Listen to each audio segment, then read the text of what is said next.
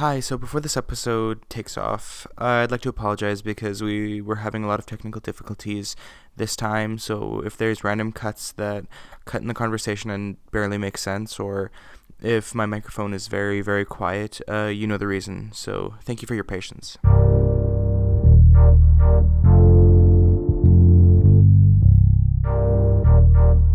Hello and welcome back to the MaxYaks Podcast. I'm here with my friend Garth McDonald, my political friend that I spoke about on the first podcast.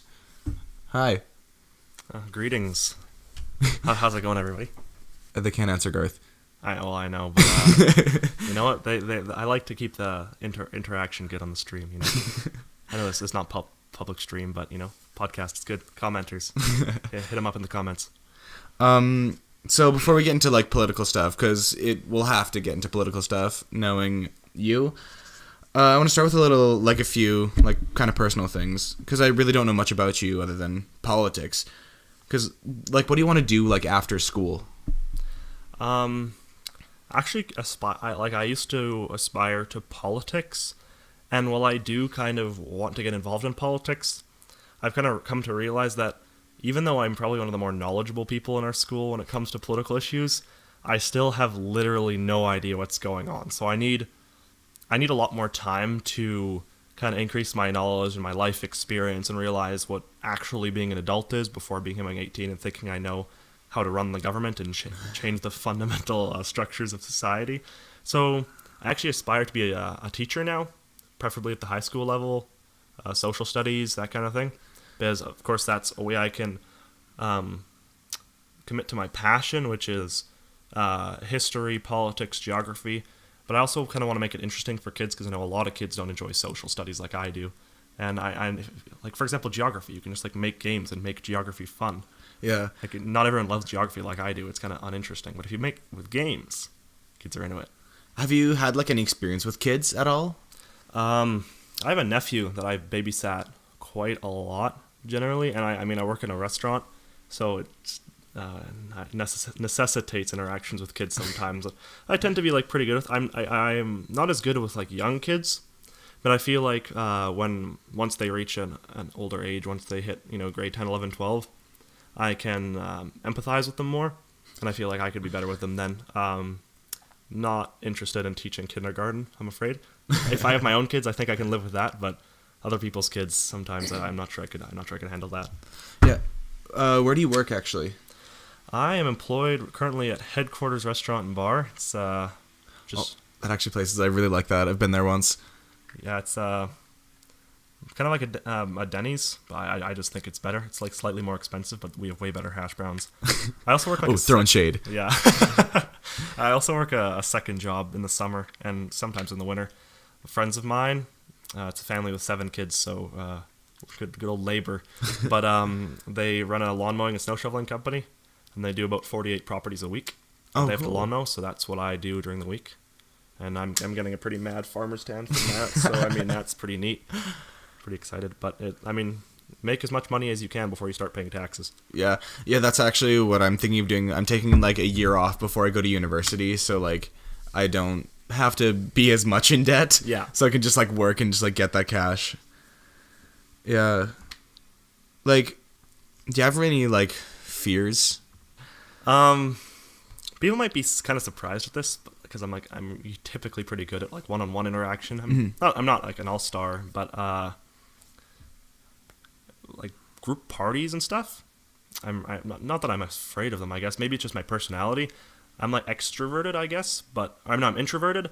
I'm good with social interaction, but it exhausts me. I really like seclusion a large part of my time, so whenever someone invites me to a party, it's really, really intimidating because I don't have experience with parties. And I suppose once I start drinking, that will make it a lot easier because, alcohol's the social lubricant. It makes everything better at parties, but if you want to dive into that, I can tell you a funny story about guppies and alcohol. Guppies?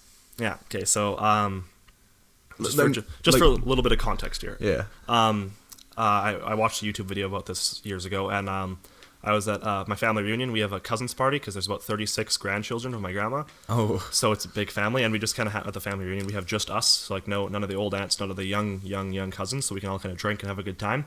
And I'm telling this as like a drunk story because it relates to what we are. So essentially, the short version is if you take a guppy and you put them in a pool with other guppies, they'll just kind of all move together kind of as one single pack. But if you take one guppy out and submerge him in a very, very diluted solution of alcohol, just a little bit, and then put him back in, so like he's fun drunk, he's mildly under the influence of alcohol. Fisher, fun drunk. He'll actually like lead the pack. He'll move to the front and start directing where the school of fish goes. So he's being confident. He's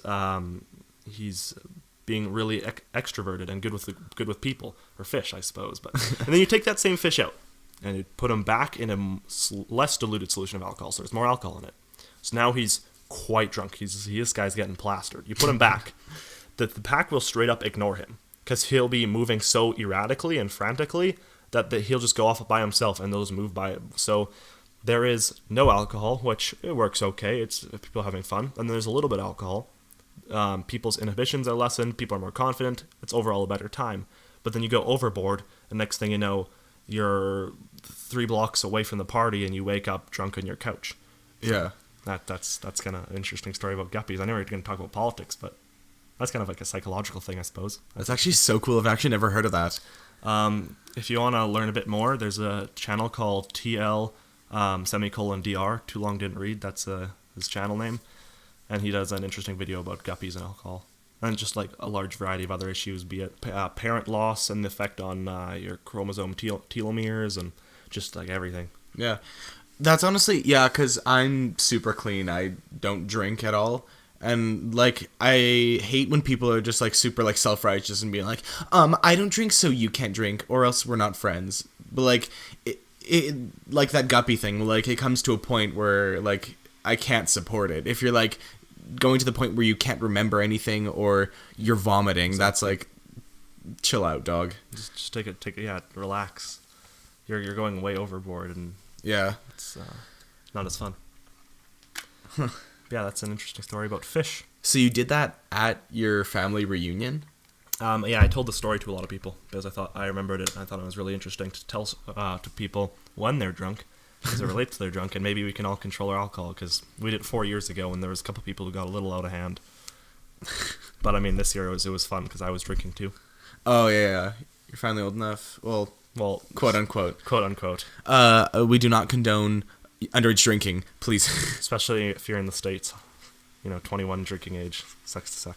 Yeah, I kind of feel like that's a dumb age. Like 18 kind of makes sense because it's legally where you're an adult. But, 21, where did that age even come from? People are drinking since they're 16. So, but there's half the population of kids who will kind of be more responsible and wait till they're legal drinking age anyways. Mm-hmm. When it's 21, by the time you're 18, you're drinking. You're going out, you're partying, you're out on your own, you're making paying taxes, you're making money, you can buy your own alcohol if you could pass. So 21 I think is a little ridiculous, but is that like an actual statistic, like 50% don't drink until... Oh no, that's just a number I'm pulling out of my head, but I'm assuming there is people who party, people who just drink for fun, and there's subpopulation, probably I'm probably part of that population. I'm drinking is not a huge thing for me because I really don't like alcohol, it tastes gross, but a lot of people who just kind of, I know they'd rather just kind of have a conversation, play board games or something. Yeah, fair enough. So with that social aspect of it, you were talking to me about UCP. Could you explain to me what that is? So I've been interested in politics since a young age, but I've been getting more involved in actual politics, mainstream politics recently. And in Alberta, I'm not sure 100% if everyone follows this. You should probably have a general idea if you care about anything related to the provincial politics. I admit it's not the most interesting thing, but essentially in the last election, one of the main reasons the NDP won, aside from the Conservative Party being really poor in their campaigning, was the party was actually split. There was the Conservative Party and the Wild Rose. The Wild Rose was a bit farther right party. But now the Progressive Conservatives and the Wild Rose Party of Alberta have formed, it's called the UCP. I think it should be UPC, but UC, United Conservative Party of Alberta. And it's a really new party, so it's actually more important to get involved than ever because you can actually, they're trying to decide who is going to run as a Conservative in each of the respective ridings. And from the age of 14, you can actually vote in nominations. So you can actually help pick your candidate. Here I'm projecting that you're going to be voting for the Conservatives, which chances are you might or might not. But it's actually you can be pretty influential. And I mean, a lot of us will be, I'll personally be able to vote in the next provincial election, likely. But I don't know, I think it's more important than ever because you can actually have influence in determining party policy and who will be influencers in the party from such a young age. So I think that's pretty interesting. But yeah, that's what the UCP is. They're still working out overall general party philosophy, but it'll be same, I think, generic conservative politics, which a lot of which I agree with and a lot of which I don't. But yeah, well, like, how old is this party? Literally like 6 months. I thought it was like the NDP was in and they were like, we gotta do something. No, yeah, they united about 6 months ago. Jason Kenney, he was involved in federal politics. He decided he wanted to unite Alberta politics so the NDP wouldn't win again, which I think is probably pretty wise. Yeah. And then he ran for the Conservative Party leadership because they didn't have a leader. And then him and the Wild Rose members, they united to form a party. And in all likelihood, no matter what the NDP does, the Conservatives will win this election. Just because of the demographics, and if you read any letter to the editor in the Sherwood Park News, they're all bashing the NDP. So the voting populace is very conservative demographically. But I'm more interested in because I want to get youth a little bit more involved. I want them to understand what's going on, and I want them to understand kind of the general philosophy supporting both parties. Because a lot of people just vote based off what they see on Global News, BBC. I don't want to be the mainstream media hater, but you have to dig deeper than just what you see on TV. Yeah, that's the hard part about it, because some people just they don't have time to really research anything, so you're kind of screwed. Yeah, and I think if everyone just takes a mild interest, it's a little bit easier. Yeah. Instead of watching Netflix for 4 hours a day, you can watch Netflix for 3.5, and for half an hour just scroll through a news feed. Yeah. Or I don't know, watch a YouTube video. YouTube is just such a massive plethora of videos. I could list you tons of YouTubers that I follow for not only current events, but just general talk about philosophy, free speech, culture, politics, everything. And there is such a wealth of knowledge out there. I think it's a shame that you leave it unexploited. Yeah, you actually gave me a link to your playlist you have. Yeah. With all the political and yeah. It's called Important Things. I have a playlist of 140 videos, I think, at this point. Maybe yeah, I think more, it's closer to 160. Okay, 160 videos, probably 50 hours of content, and that's a fraction of what I actually watch. And it's just stuff that I have put in the playlist. It definitely shows a bias, but it does take a little bit from each perspective. But there definitely is a bias there to more right-wing politics. It's stuff that's shaped my worldview. And stuff that if I need to revisit an idea, that's what I go back to. I scroll through the list and find whatever I'm looking for. Yeah, I'll actually throw the link in the description just so people can check it out if they're actually interested. Yeah, absolutely. How likely do you think that it is the UCP will be elected in the next provincial election? I'd say the UCP could literally talk about 3 issues and they would win the election. I might be a little overconfident here, but I really think that's how significant it is, because there's the carbon tax, there is the reforming the NDP is actually, this is what I want to talk about a little bit later. They're going to be reforming the curriculum, K-12 curriculum, and then there is the NDP is they're going to make it harder to homeschool, and they're reducing the influence of Catholic schools.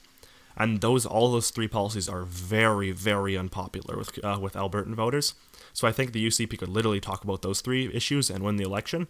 I understand that they have to campaign well, or they won't win as well as they expected. Theresa May thought calling an election in Britain that she'd win just tons of votes because everyone hated the Liberal Party there, and she ended up losing because she played a terrible campaign. So you definitely have to be intentional. You have to do well in your campaign, but I think regardless of what really happens, short of an intense scandal or huge mistakes, I think they will win the election.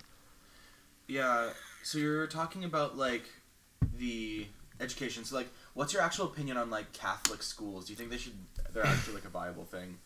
Or should it just be public schools, nothing... I mean, private schools, nothing public?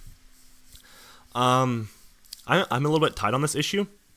It has been established that people, or at least there was a Alberta high-level court that ruled that there is a constitutional right. So from a legal standpoint, yes, they should probably stay, because I know from precedent that has been laid down by other courts, it is a viable thing. And you can say what you want about potentially the establishment of public Muslim schools or Judaist schools, but I'm also tied about this issue because, I mean, I think the Catholic schools have been the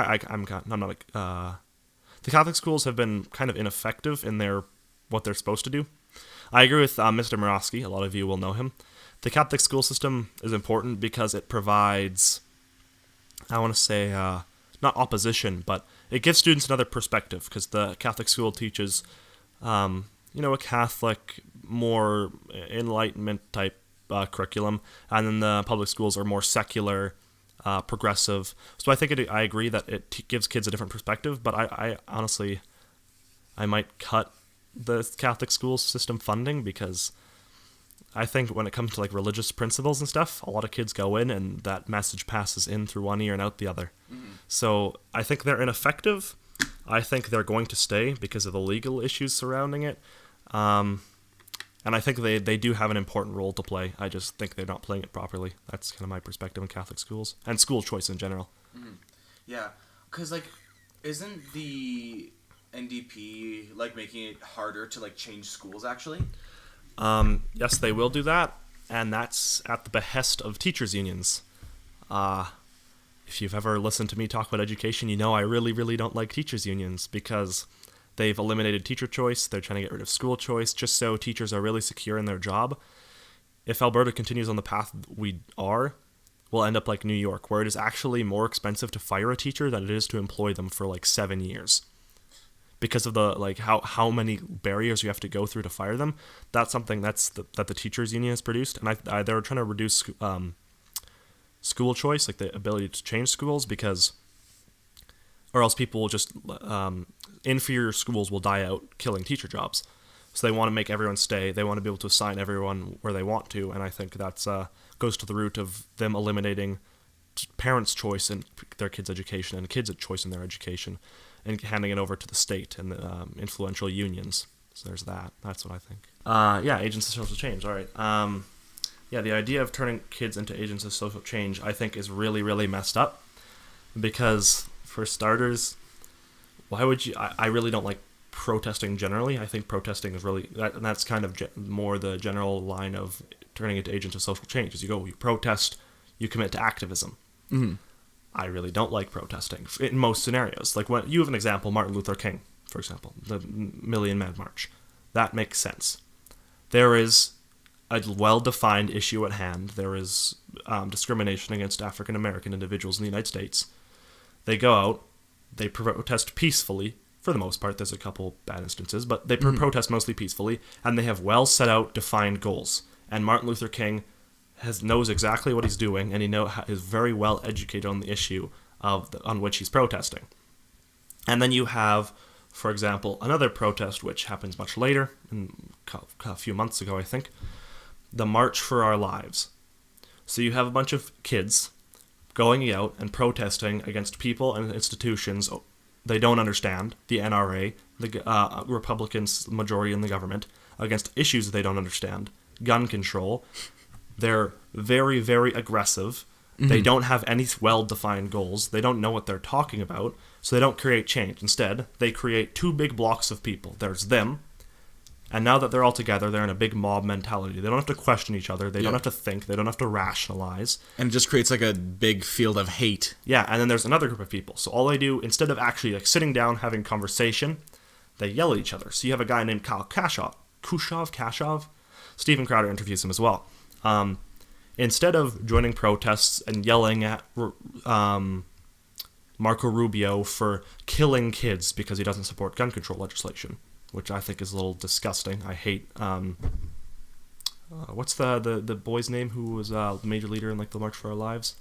I have no idea. Anyways, it's Was not, that the girl with like the who's shaved head? yeah, there's her, but I actually don't mind her. But then there's the boy who worked with her quite a lot. I forget his name, but then there's Kyle Kashoff, who instead of protesting and not doing anything, he went home. He's a survivor of the Parkland the tragedy as well. He went down. He went home. He sat down and he really got to work and researched the issues. He researched the legalities. He researched statistics, and he figured out what was happening. And then he got in connection with his local lawmakers, and they drafted a resolution which I think passed on school safety, on gun safety in schools. So, like, you may not agree with his approach with the legislation they put out, but he's actually creating change. Mm-hmm. Like, he's actually having conversation. People are enlightening each other instead of just yelling at each other. That's my main problem with protesting and activism. Mm-hmm. I feel like that's like the worst thing about like modern society is that everybody just yells at each other. There's no such thing as civil discussion anymore. And that's what I can respect about you, because like, even though you and I, we have generally opposing ideas, because you're more right-leaning, I'm more left-leaning, but like, you are open to civil discussion. Like, you never like shut people up. It's like, I feel like that's just like the worst thing about modern, like, nobody listens to anybody else, nobody listens to facts, nobody listens to opposing ideas because it hurts their feelings. Yeah, free speech and the ability to conduct like civil discourse is the most fun. Like, I'm not over exaggerating. Is the most fundamental aspect of our democracy. Mm-hmm. It is literally like the rock on which all of Western civilization stands, and people wonder why Western civilization is where it is. Why the West generally, Europe, North America, Australia, why these are so successful. Mm-hmm. And you can obviously point to colonialism and exploitation, but the reason they are so successful is because of ideas. They, for one reason or another, it's not race, it's not intelligence, nobody really knows what it is. Maybe it's luck, maybe it's where they lived. Some random English dude thought, hey, what if we disposed with this idea of one, like, I don't know, whether it's the church or the government, controlling what everyone thinks, and how about we all have discussion and the Enlightenment? And slowly these ideas progressed. Mm-hmm. People thought about things. They came up with ideas, great ideas, like capitalism and religious liberty and all of these great ideas. And the next thing you know, the West begins to succeed. And people are throwing this away. Whether it's over hate speech, which has some caveats, I'll admit, but whether it's over restrictions on free speech, whether it's with protesting, people take for granted the fact that these issues are like the rocks on which their privileged life stands, and they just want to kick that away without even recognizing what it is. I'm not sure if you know who Jordan Peterson is. Oh, yeah. Yeah, Jordan Peterson, he has said some stuff I don't agree with, but personally, he's one of my idols. He's fantastic. He talks about, like, the only thing that keeps us from... he does a video, and I think it's called on suffering or something. The only thing that keeps us from essentially being chimpanzees and ripping each other apart over just like the smallest issues is the ability to talk about it. Mm-hmm. Like, all these people, they get up, they have gripes with each other, and they manage to, like, society there's tons of issues with it. But I mean, for thousands of years, humans couldn't get away from killing each other and pillaging each other's land long enough to build a house. Mm-hmm. Like, humanity has come so far. We are so much better off now than we have ever been at any other point in history. People live longer, they're happier, they're healthier. Like, we have... Starvation is a problem, but starvation affects, like, I don't know, what was it, like 20% of the population now? Like, malnutrition? Mm-hmm. It used to be like 90% of the population was malnutrition. Now we have to deal with obesity more than that. Yeah. Like, humanity is so well advanced, and it's because, like, we humans set aside our differences and thought and processed ideas by having conversation. Like, people don't understand how fundamental that is to everything we do. Mm-hmm. Yeah, I really don't agree with, like, a bunch of, like, these new, well, like, a few laws that have passed in Canada talking about, like, hate speech against, like, Muslims and things like that. Like, you can have gripes with the religion, but, like, I can understand. You can't just say, hey, go kill yourself because you're a Muslim. But you can say, oh, I don't agree with this part of your religion without being jailed. Or the one law where you can't misgender somebody without being jailed or fined or whatever. I'm not sure what the consequences are. I really don't know how we're gonna do well, because I feel like we're regressing at this point. Yeah, some people call it because the left traditionally has been the progressive side. They're the ones pushing for human rights and whatnot. There's a section of the liberal left generally, and the conservatives, I'll admit, they call them the regressives, and these are the people who are like insisting on cutting back religious liberties over issues of offending people, free speech over issues of offending people. That's what put Jordan Peterson on the scene. He said personally, he doesn't necessarily agree with the pronouns. He says it's not an issue of respect. He said if someone says like, can you please refer to me as blank pronoun or whatever their respective pronoun is, you're not going to just say no because that's impolite. His issue is that there is now punitive legislation backing up the fact that if, for example, you're a landowner and you want to rent out your apartment to someone, and they insist that you write a certain pronoun on the form that they align with, and you deny them, you say, no, that doesn't align with my beliefs, despite that being your property, and they don't have any right to it, you can now be fined, I think, upwards of like $20,000 for misgendering someone. In New York, it's much worse. And that's another thing, because we were talking about Islam and gender pronouns. Both things I don't have issues with, necessarily. In the UK, there's another individual, Lauren Southern. She was handing out, because there was a protest in the UK, a gay rights protest, which I have my gripes with, but I think it's overall, like, gay rights are, why wouldn't we have them? They're handing out flyers that says Jesus was gay and stuff, and you can say whatever you want, it's free speech, but that's a very, very provocative statement for a lot of people. Like, a lot of people would be very irritated. So she thought, well, because Christians are they're a majority, people their rights aren't really questioned at all, but this is something the government would have never considered saying, no, you can't do that because that's offending Christians. But she set up a stand, I think like a week later, and she was handing out flyers that saying Allah is gay, Muhammad is a gay-friendly prophet. And within like half an hour, the police had shut her down because she was offending Muslims on the street. Oh my God. I, of course, I can understand why you're offended, that you're questioning your fundamental like belief structure. Yeah. But that doesn't mean you can shut her down because you're being offended.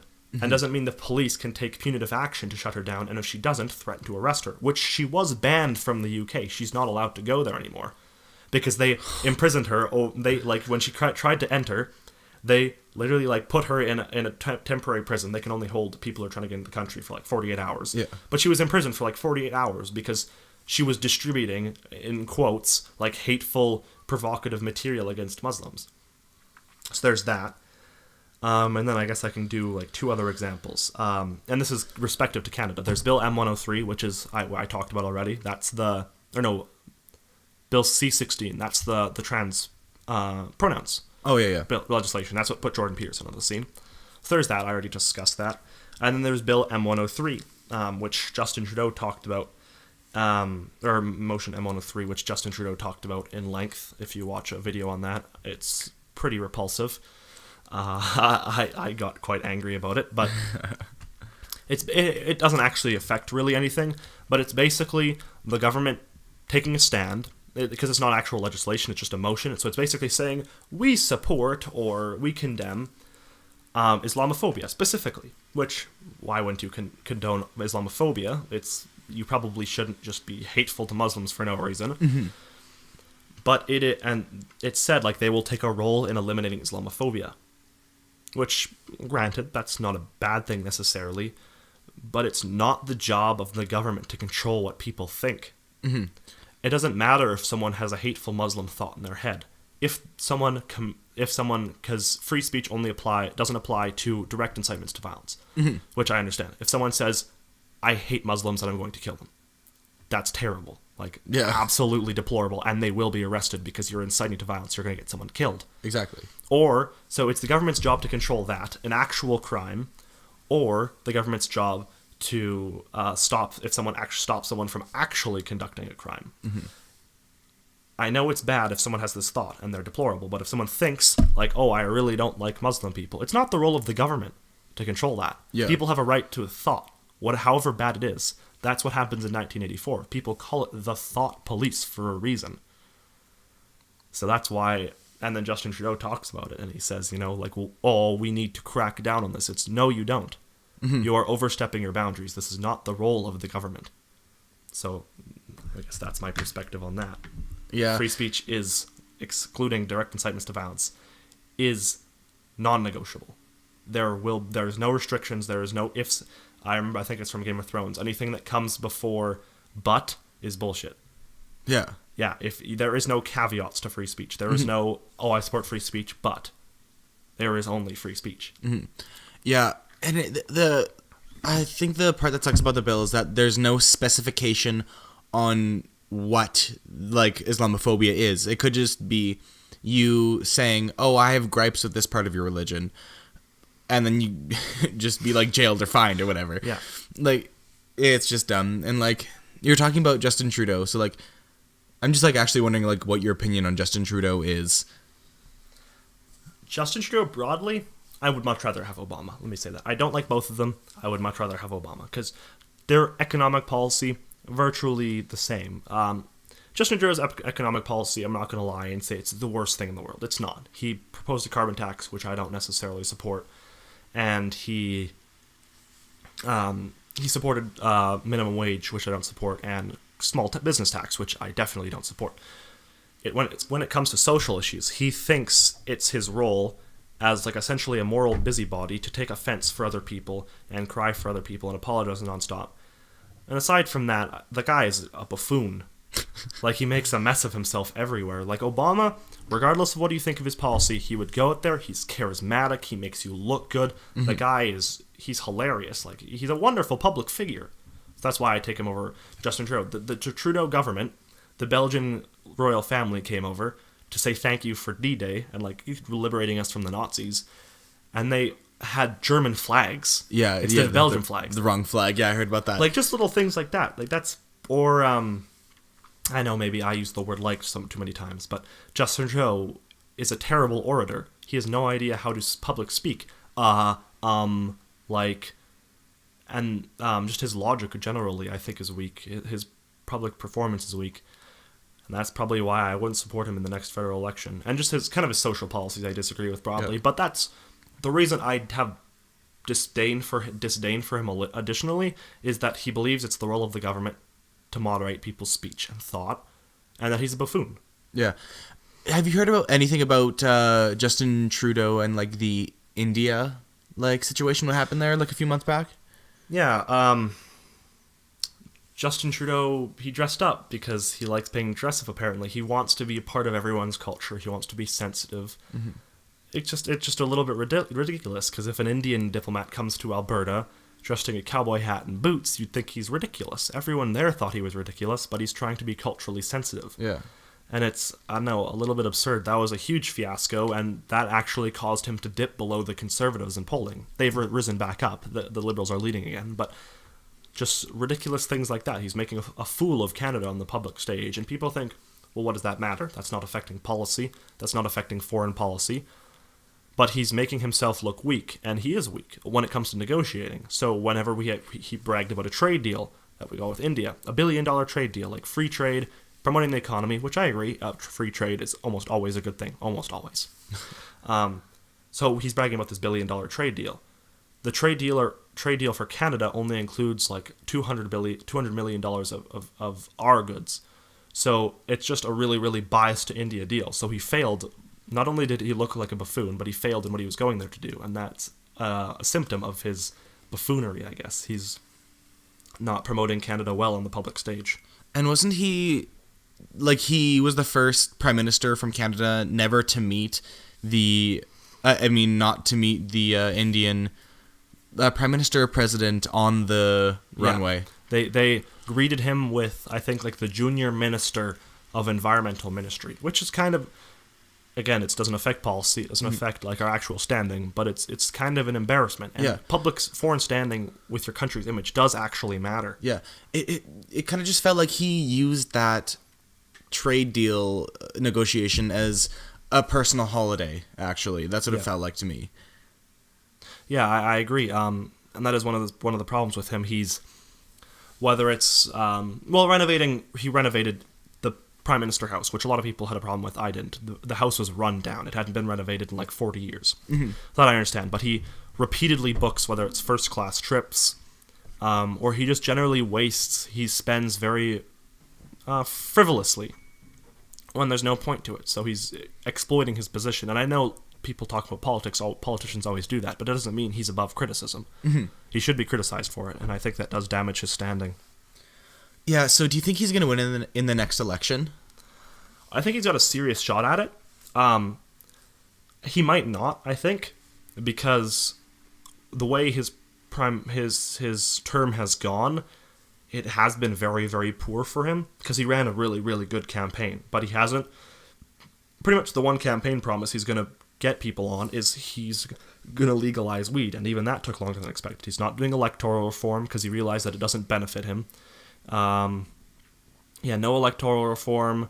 Not a bunch of the social policies didn't go through that he wanted to, except for the weed issue. So he hasn't fulfilled his promises to the Liberal people who voted for him. He's looked like a fool. So it's going to split the vote between the NDP party and the Liberals, and that might hand the election to the Conservatives. It depends, because we have still like another year to go. Mm-hmm. Yeah, so there's a lot. It depends, I think, on the campaign. I think the Conservatives or the Liberals or the NDP could all win. I think this one's going to be a really big toss-up. I think the Liberals do have a slight edge, though. Yeah. Just because they won a serious majority last election. Well, yeah, and also like the other candidates that are campaigning against him aren't that strong candidates. Like the Conservative candidate, he's so generic, so bland. Nothing really is going to catch the eye of like the public eye. And then there's the NDP, like Jagmeet Singh, yeah. Yeah, Jagmeet Singh, he has just like weird views about independence for this one province in India that they don't even want, like independence. Yeah, Jagmeet Singh, he is kind of just a farther left version of Justin Trudeau. I think he won't do terrible, but I think he won't win any rural votes. He'll only win votes in the three big cities: Vancouver, Toronto, Montreal, and probably Calgary is a very young city, mm-hmm. and demographically that means they're more liberal.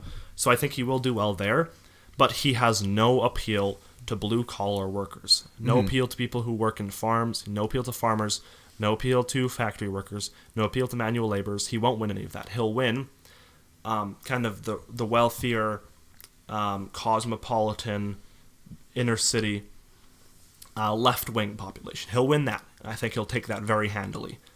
And then Justin Trudeau will win kind of a mix of everything, and the Conservatives will do what they usually do, and they'll win kind of the upper middle class and a lot of the blue-collar worker. They'll mm-hmm. win that, but I don't think the NDP can actually win like a single seat in Alberta.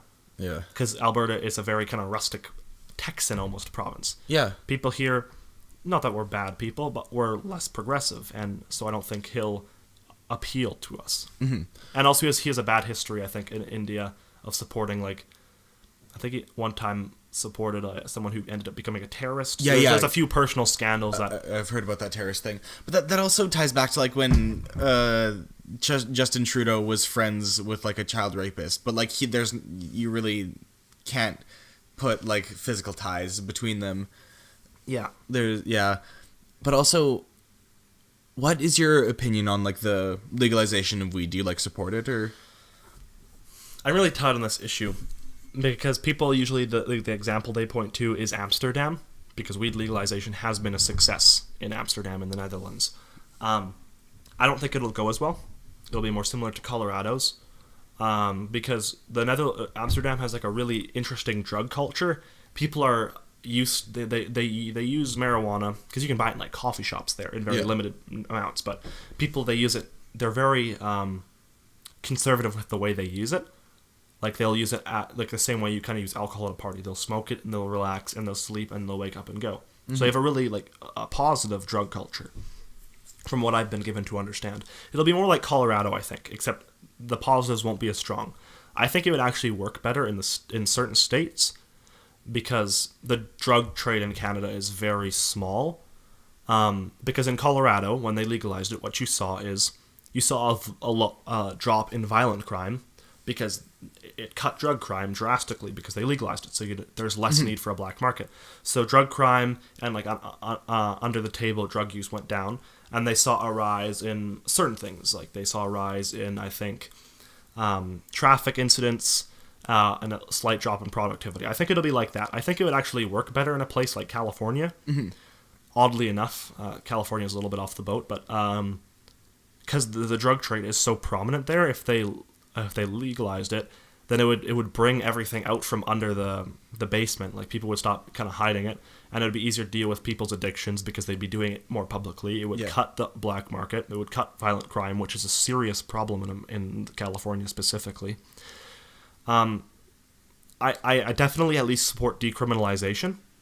Like, you probably shouldn't be thrown into prison for possession. You aren't already, but if you're an adult, and it happens sometimes, you shouldn't be thrown in prison for possession of 8 ounces of marijuana. Actually, that might be a lot. I don't know how much that weight. Like, me neither. How big that is. You shouldn't. If you have a little, like, if you have a joint, you shouldn't be thrown in prison, which does happen sometimes.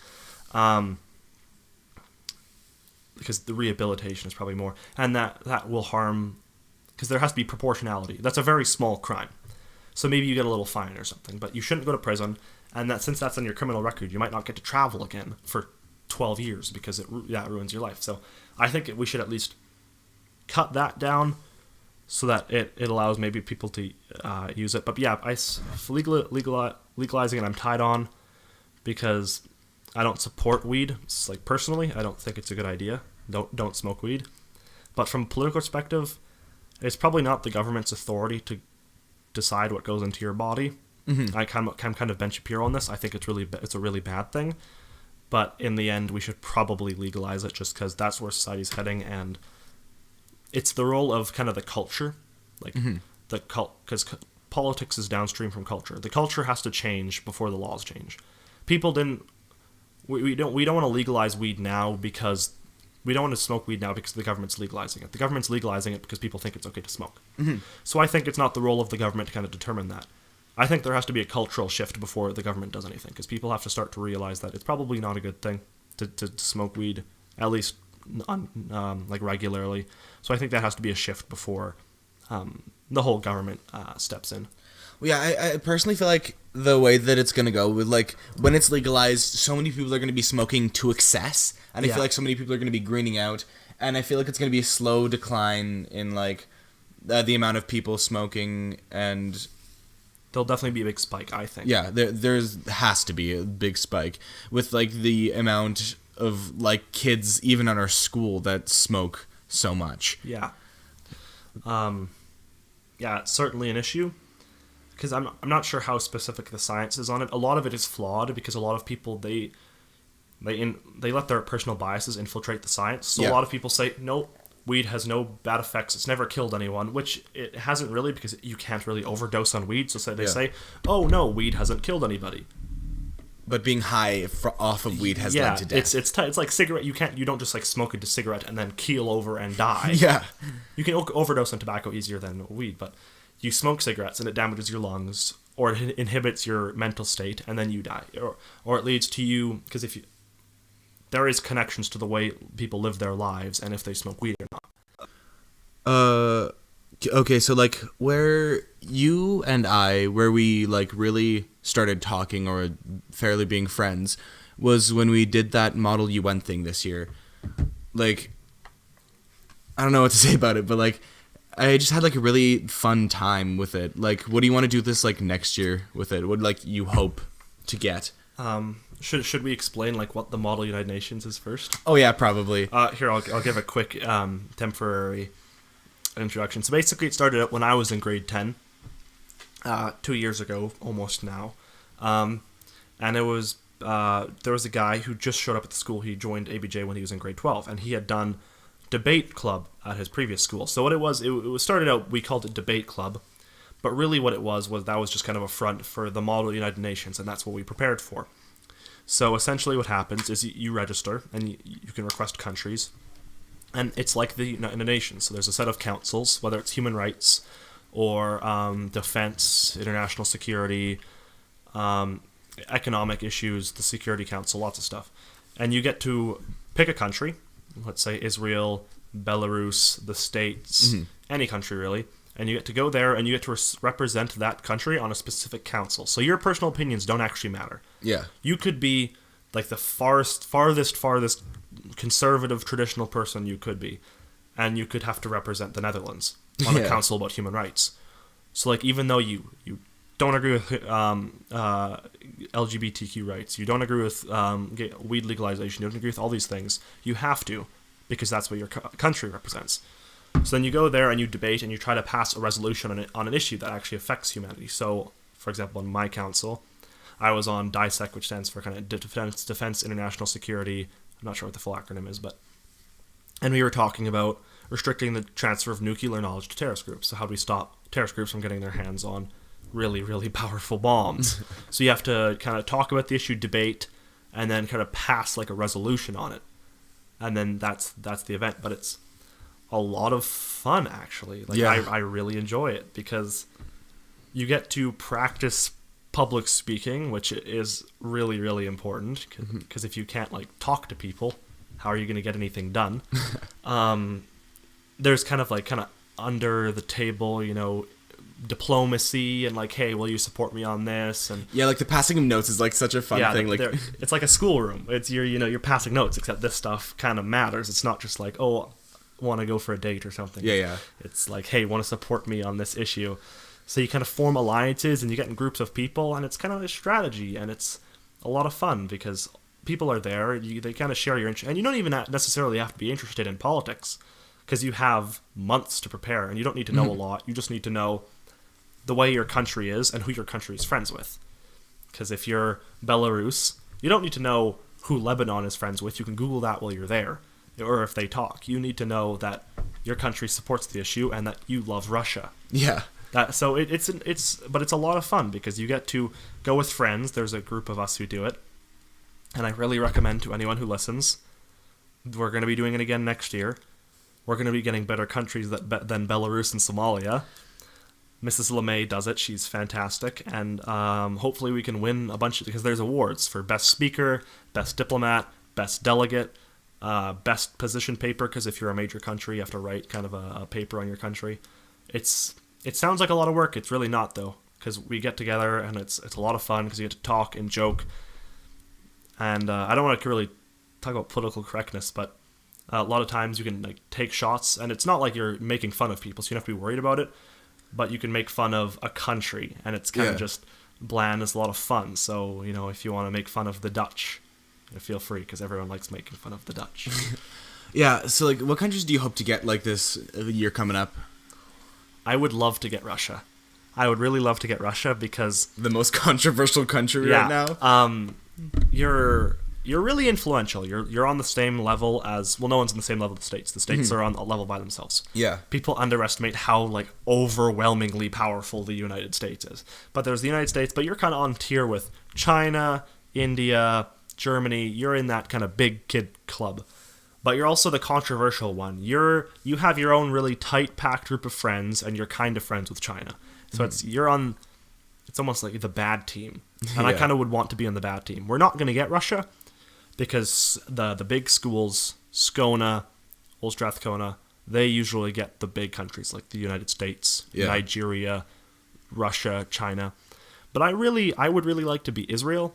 Because it's kind of like you're in a defensive position. You have to kind of defend and deflect and work with the United States. So I kind of want to be someone controversial. I don't want to be New Zealand. I don't want to be France, who just like, oh, let's all work together.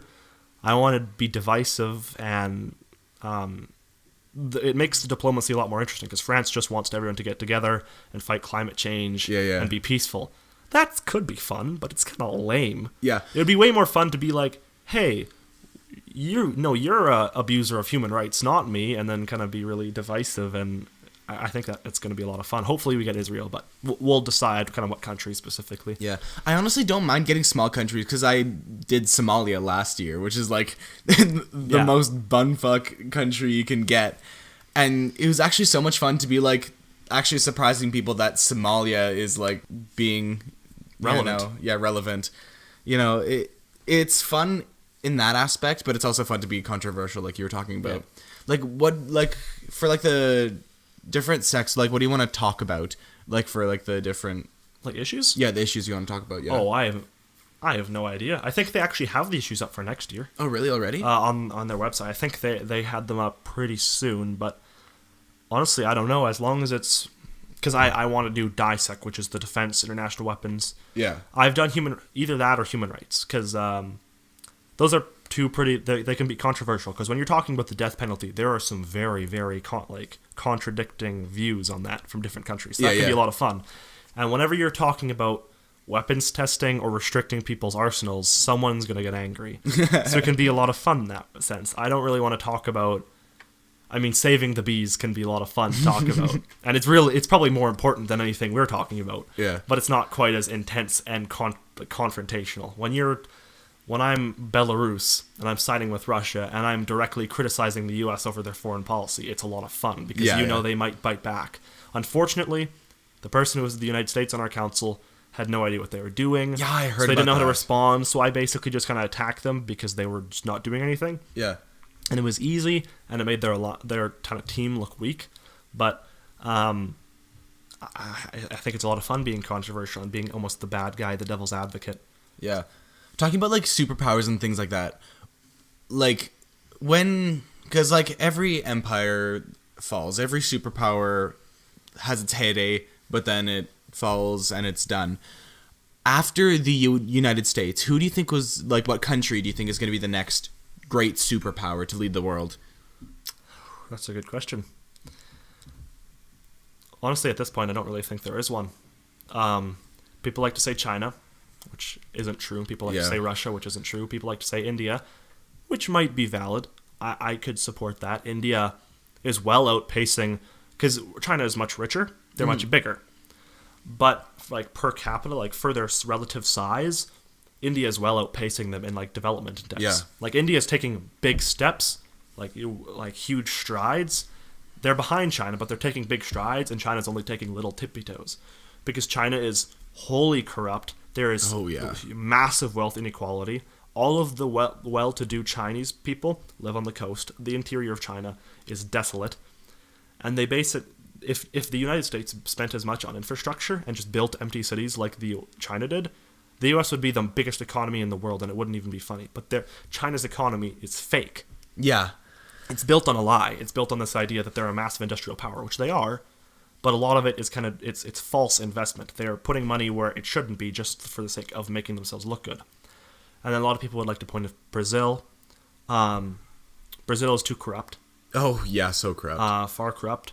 I think the United States, people criticize, there's a lot of change happening in the world because primarily oil. The U.S. has kind of been the world's policeman. The U.S. has been, the U.S. dollar has been the world's trade money. And a lot of that is changing because it's been based on, instead of being based, their money being based on the value of gold, it was based on the value of oil, and a lot of that's changing. I still think, because the U.S., they spend more money on their military than the next 8 countries combined. Mm-hmm. The country is 330 million people, except for China and Nigeria China and India. They're basically far above anyone else. Their economy is so massively larger than anyone else's in the world. It's not even close. They're still the biggest technological producer in the world. Mm-hmm. And when it comes to automotives, like Korea, Japan, they're really far ahead. But when it comes to overall, the U.S. is still leagues ahead of everyone else, even though they're kind of doing poor in a lot of certain areas. For example, kind of wealth inequality. I think that's kind of a fake argument because if everyone's doing well, it doesn't matter how well some people are doing. Mm-hmm. But a lot of their people are kind of falling behind. And of course, there's places like Norway and Denmark, which are kind of doing better for just like how people feel. But those are tiny countries who are being protected by the United States. So I don't think that's entirely valid. But I think the U.S. still has, if the U.S. reduces their debt and if they make the proper decisions, I don't think the U.S. would ever fall out of favor. Mm-hmm. Eventually, they might get surpassed by like China or India just because of sheer like numbers and working age. But if the U.S. just controls things properly, I don't think they ever need to. Mm-hmm. I mean, people like to criticize the U.S. because they have made a lot of mistakes, but the U.S. is them and the United Kingdom are kind of the founders of Western civilization. Like the U.S. kind of came up with the idea of a republic. Like the British kind of came up with the Enlightenment values that led to that. But aside from like Switzerland, who has kind of always been a republic, the United States was the first one to kind of establish democracy as a functioning structure for large countries. Yeah. And they've won both world wars, and just kind of the idea of freedom and free speech and a constitution. Those are such revolutionary ideas. So I think the U.S. has always been, since their inception, have always been super influential, and I think they will continue to be, even if they might be falling behind in some aspects. Yeah. They're still so far ahead. They run half the globe, essentially. And people talk about Russia being a rival. Russia isn't a rival. The only reason Russia opposes the U.S. is because they have nuclear weapons. Exactly. Russia's GDP. Russia is a fake superpower. It's so fake. I hate when people talk about how good Russia is, but they're not. No, they have their economy is like slightly bigger than Canada's. Yeah. And it's less than Italy's. Italy is kind of a really unstable. Their unemployment is like 20%. Italy is a whack economy. They're a pretty big country though, and they have lots of trade and everything. And they're bigger than Russia, the biggest country on the planet. The only reason Russia is what it is because they have nuclear weapons, a lot of them, and Vladimir Putin is a master at international diplomacy and playmaking. Mm-hmm. Yeah. He is he's a strong man, but he's the best strong man. He makes the country look big. He makes people fear him. He makes his people love him, which he obviously fakes the elections, but he would still win. People, like 40% of the Russian population really likes Vladimir Putin, and 40% of the population is easily enough to win an election. Yes. So his people, 40% of his population probably loves him. International people are scared of him. He inserts Russia into every single geopolitical conflict there is in the world and makes them somehow win. Like he's basically, with kind of the Obama and Trump pullout generally of the Middle East, like they've pulled troops out and influence out, Russia has just asserted themselves over a huge swath of the Middle East, Syria, Iran, and I don't know how they do it because their economy is smaller than Italy's, but Putin is a master of international diplomacy and just negotiation, essentially. Well, they also have like such a small population too. Yeah, their declining population, more children are aborted in Russia than they are born. Yeah, and they're terrible industry. Basically, like I was looking at like maps and like researching about Russia, and basically the only place that has good infrastructure is Moscow, and where Vladivostok too, maybe.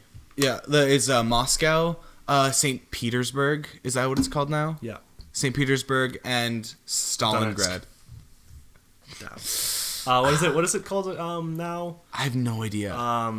Stalingrad.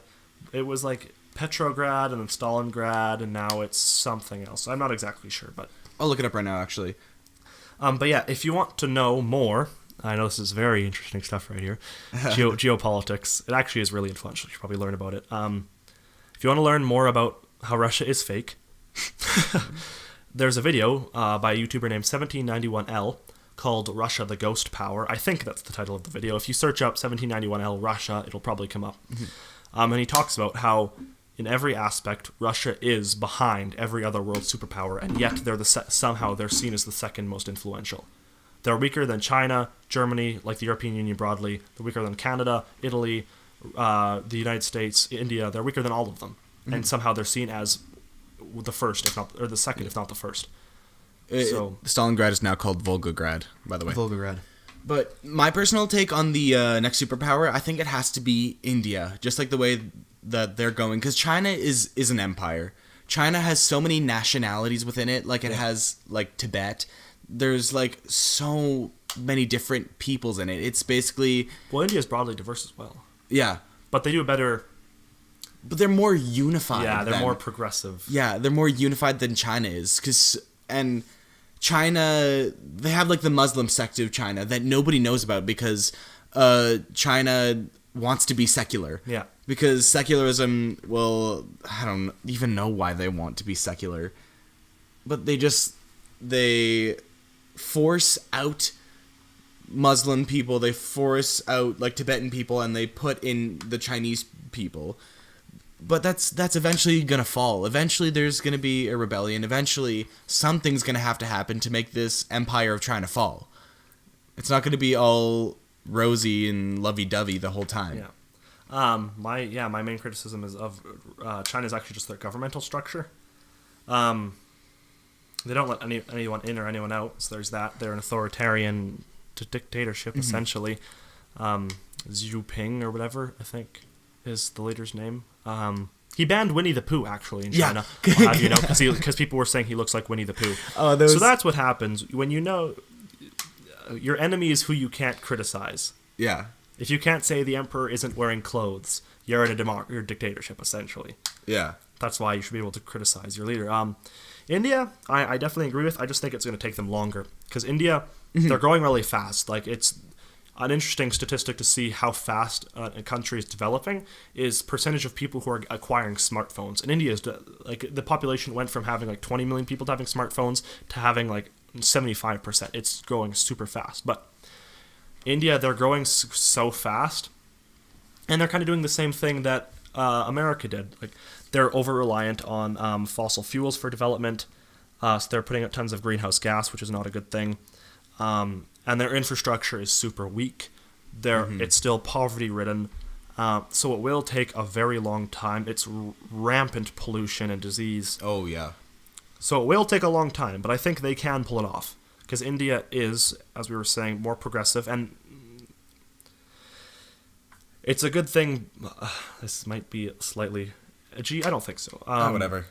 India, it's a good thing they got colonized by the British and not like the Spanish. Yeah. Because the British institutions, like India still uses the British education system. They still use the British legal system. They still use the British government parliamental system. The Mahatma Gandhi was educated in a British school. Like they hold a lot of the traditions of the Dominion of Britain. And I think that's one of the reasons, because they still hold some of those traditions of parliamentary system. And that kind of, even though they might be quite diverse, they kind of still have that unifying civic nationalism of we are a nation that kind of Britain not brought to them, because it did exist there, but India was very divided before Britain showed up. Yeah.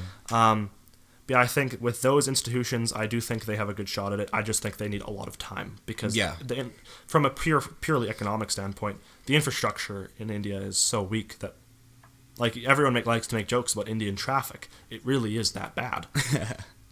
So there's that. And there's corruption everywhere, but corruption in India isn't quite as bad as people say the BRIC nations, Brazil, Russia, India, China, and I think South Africa is BRICS. Yeah, South Africa. Every single one except India is hugely corrupt. India does have some corruption, which I think they can get rid of, but it's not nearly as bad. I think they'd be the best shot out of the BRICS. I don't even know why South Africa is included on the list. South Africa has no water. South Africa is basically on the brink. A lot of people don't know this. South Africa is basically on the brink of civil war. Like they have been for a really long time. Well, yeah, like, isn't it because of their kicking out the white farmers? Or...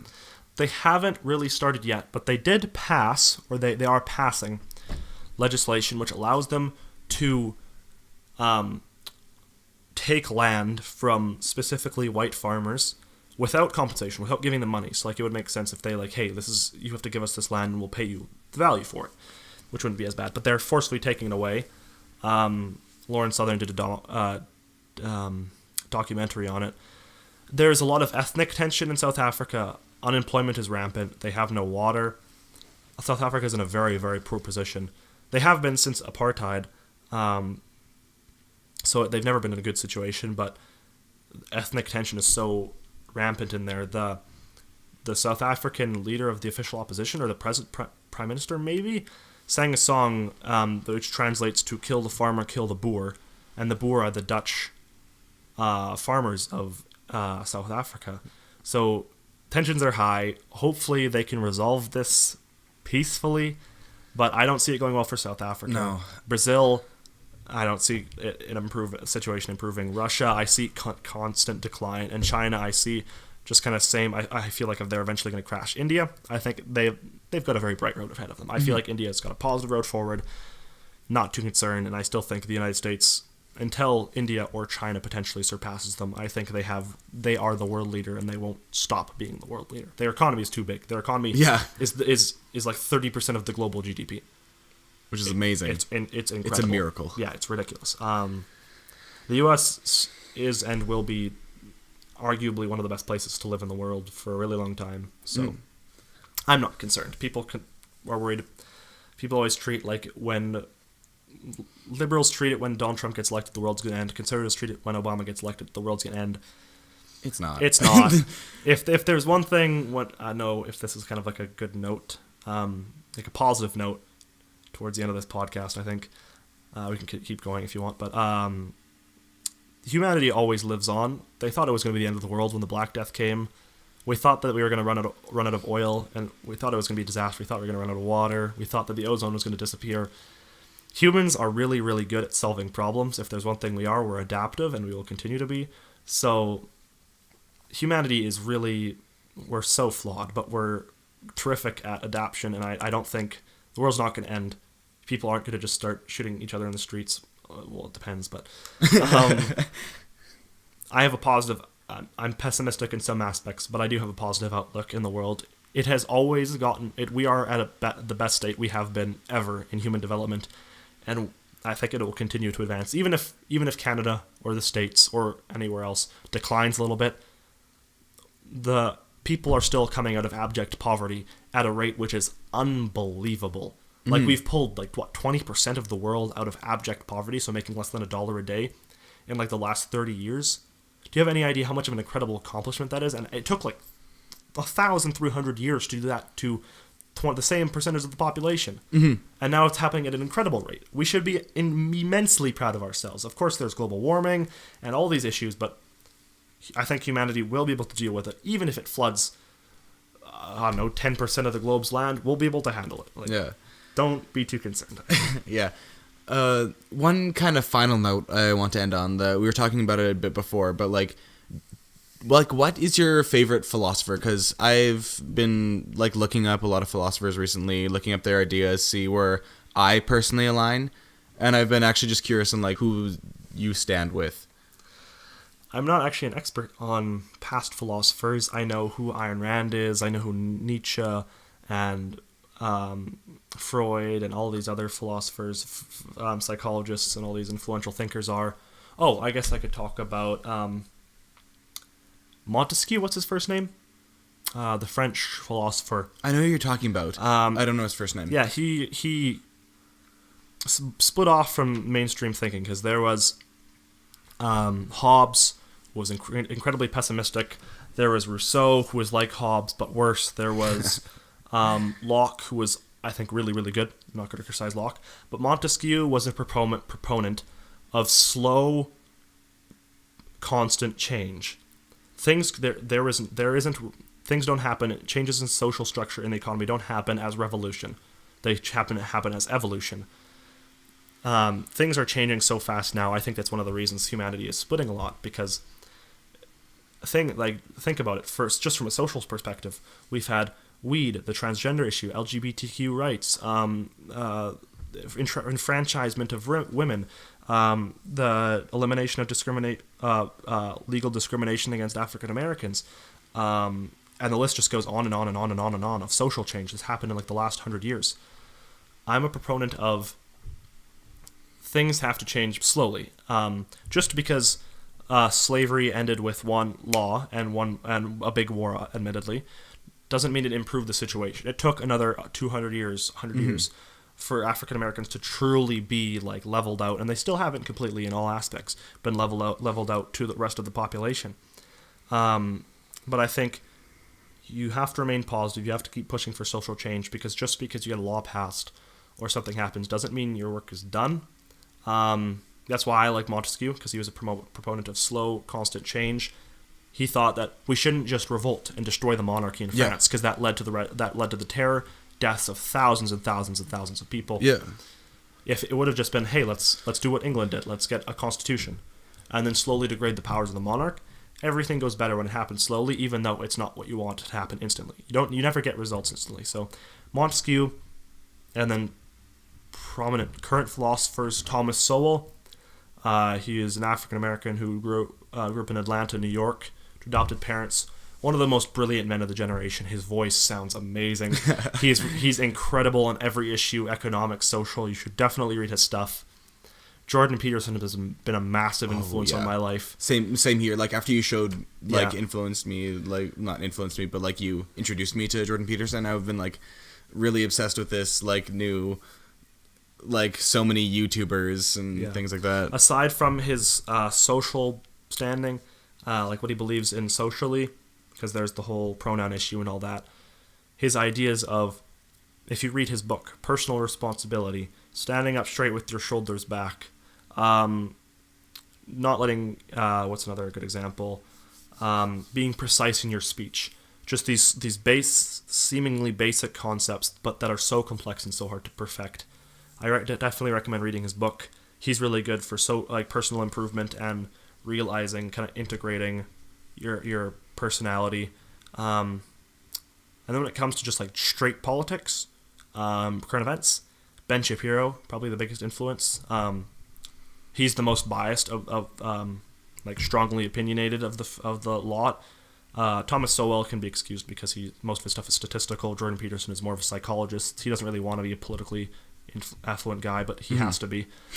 Ben Shapiro, he does a podcast every day, and you probably won't like it if you're not conservative, but you will learn a lot. So those are probably the three main guys, and then Montesquieu historically is probably my favorite personally.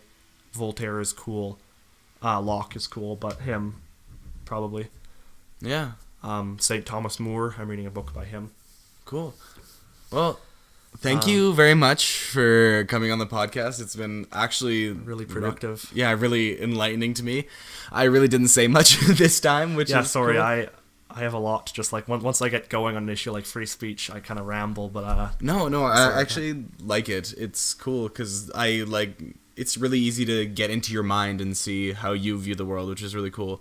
Yeah, hopefully we enlighten some people today. I really recommend you go out there on YouTube, and regardless of what perspective it is you learn, don't watch CNN, don't watch Fox News, don't watch the CBC.